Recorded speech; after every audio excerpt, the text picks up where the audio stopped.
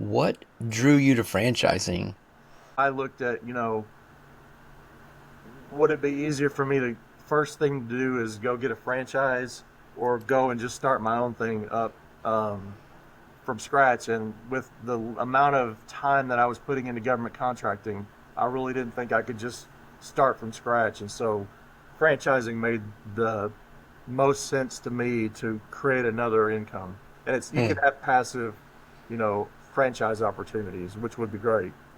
What's the value that you see in maybe working with a consultant versus trying to just plow through data out there and assume it's in your favor? Um, I think the biggest thing is just time, the amount of time that you have to spend on your own to research all these different franchise opportunities. Most people just don't have that luxury. Um, so for me, having someone that can parse through all the different opportunities and, say, here's a list of the things that make the most sense based on your criteria, that's incredibly helpful. And what was your experience like working with me?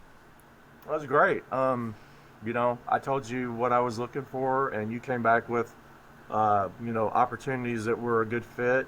Um, you weren't pushy about any of them. Like when I had, reasons that it didn't, fit my criteria or I just didn't believe in the business, you said, okay, no problem.